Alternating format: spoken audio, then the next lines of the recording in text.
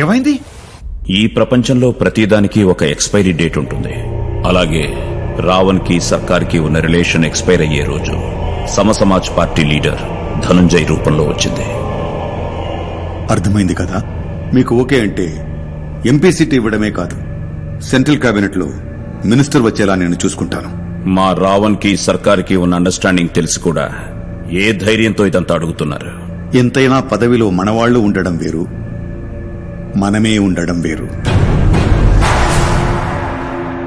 గుర్తింపెప్పుడు గెలిచిన వాడికి ఉంటుంది, గెలిపించిన వాడికి కాదు. ఆలోచించుకోండి.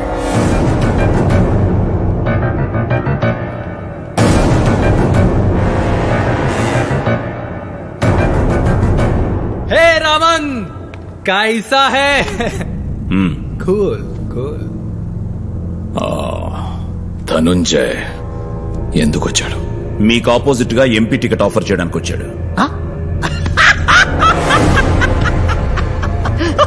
పోస్టర్ మీద ఉన్నవాడికి పోస్టర్ అతికిచ్చేవాడికి తేడా తెలియదు డాడి వాడికి.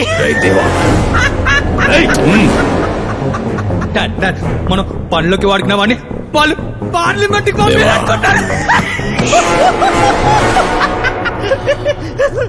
ఎవడు పడితే వాడు రాజకీయ నాయకుడు అవ్వలేడు రావణ్.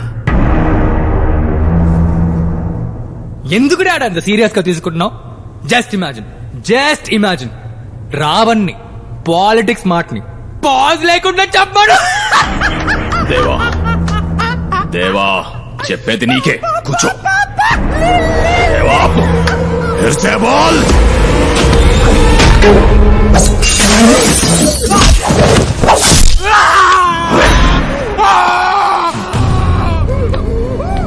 రావణ్ నా కొడుకు నారికి కోస్తావా? కాబట్టే నాలుగుతో సరిపెట్టా, లేకపోతే ఈ కత్తికి పడుండేది. తీసుకోబా. నేను సిట్టింగ్ ఎంపీని అన్న విషయం మర్చిపోతున్నావు. నేను కాబోయే ఎంపీ అని గుర్తుపెట్టుకో. రాజకీయంగా ఎదగాలని రావణ్ డిసైడ్ అయ్యి ఢిల్లీ వెళ్ళాడు.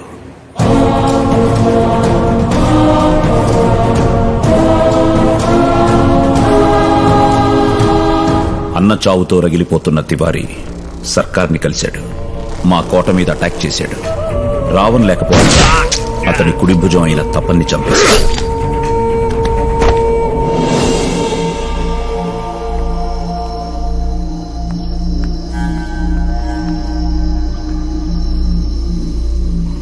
ఊరంతా వెతికాం మహారాజ్, ఆ తివారీగాడు ఎక్కడ దొరకలేదు. కాకా దీనికి కారణమైన ఏ ఒక్కడు బతకూడదు.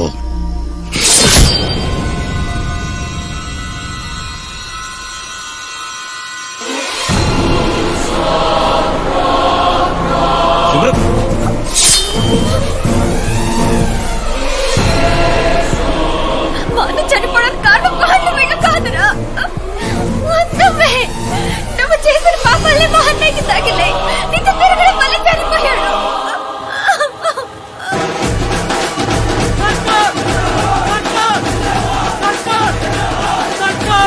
బైరాంపూర్ వాసియో, వాడు రాక్షసుడని తెలియక ఇంతకాలం వాడిని పక్కన పెట్టుకుని తప్పు చేశాను. ఇప్పుడు ఆ తప్పు తెలుసుకున్నాను. అటువంటి వాణ్ణి పార్లమెంట్ కి పంపించి మీరు తప్పు చేస్తారా? ఇదే ధైర్యంతో ఓట్లు అడగడానికి వస్తే వాణ్ణి తిప్పి కొట్టండి. రాష్ట్రంలో మన పార్టీ రూలింగ్ లో ఉంది. చెయ్యి కాదు కదా కన్నెత్తి చూసినా వాడు జీవితాంతం జైల్లో ఉండేలా నేను చూసుకుంటాను.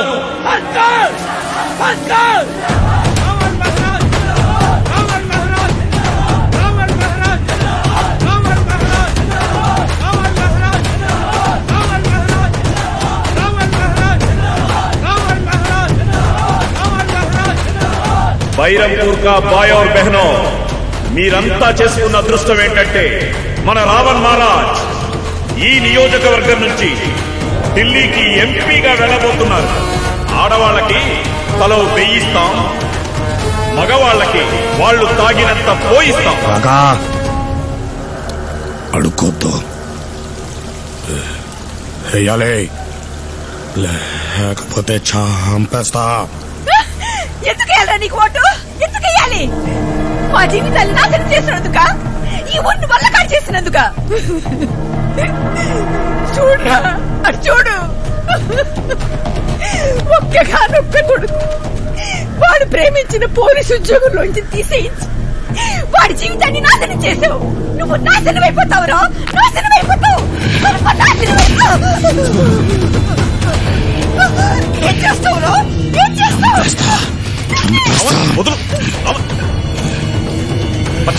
రావణ్, నువ్వేం చేస్తున్నావో నీకేమైనా అర్థమవుతోందా? ఇలా భయపెడితేనో బెదిరిస్తేనో ఓట్లు పడవు. జనాన్ని మెప్పించాలి, బతిమాలాలి. అవసరమైతే వాళ్ళ కాళ్ళు కూడా పట్టుకోవాలి. నా వల్ల కాదు కాకా.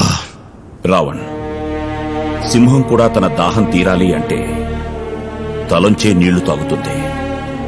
నీ గుర్తింపు అనే దాహం తీరాలి అంటే జనాల ముందు తలంచక తప్పదు. పైగా ఇప్పటి పరిస్థితులు ఇదివరకులా లేవు. రూలింగ్ లో ఉన్న పార్టీ వాళ్ళని రిగ్గింగ్ కూడా చేయలేం. ఓటమిని తట్టుకోలేని మనస్తత్వం ఉన్న రావణ్ నా మాటతో ఆలోచనలో పడ్డాడు. సరిగ్గా అదే సమయంలో లవుడి పెళ్లి కోసం మ్యారేజ్ బ్యూరోకిచ్చిన యాడ్ రావణ్ దృష్టిలో పడింది. ఒకరి కోసం హైదరాబాద్ వస్తే మీరిద్దరు కనిపించారు. మీ ఇద్దరి వీక్నెస్లు తెలుసుకుని ప్రియని, డబ్బుని తీసుకొచ్చేశాడు.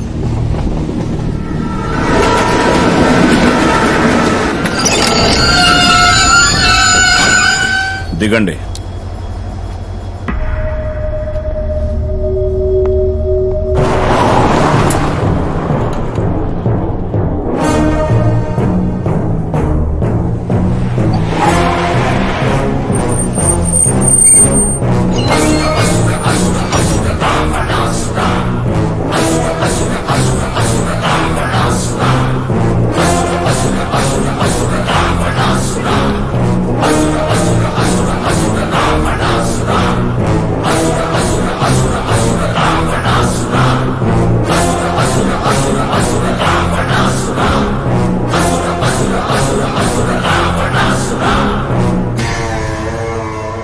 దశకాంత దశగ్రీవ దశోన్ముఖుడు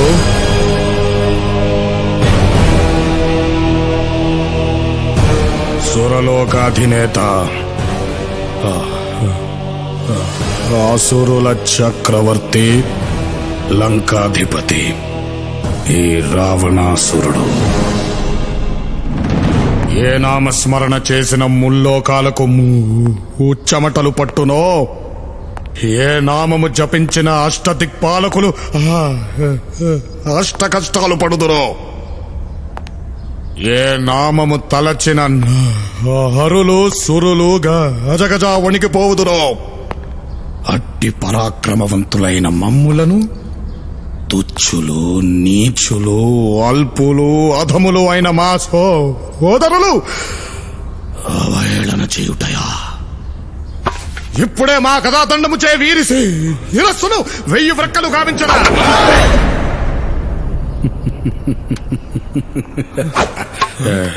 ఎలా ఉందిరా నా నటన? ఏంటిది నటన? కింద బట్టలన్నీ ఊడిపోయాయి. ఎలా ఉన్నావు అన్నయ్య? ఎలా ఉన్నావేంట్రా?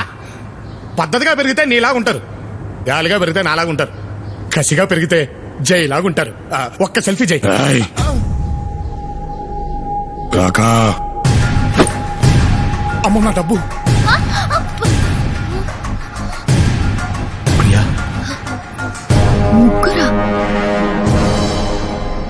ఏంటన్నయ్యా ఇదంతా? మా మీద కోపం ఉంటే మమ్మల్ని ఏదైనా చెయ్యాలి కానీ ఏ సంబంధం లేని ప్రియని ఎందుకు తీసుకొచ్చావు? అసలు మమ్మల్ని ఎందుకు ఇక్కడికి రప్పించావు? మీరు మంచి నటులు కదా, మీ చేత వేషం వేయిద్దామని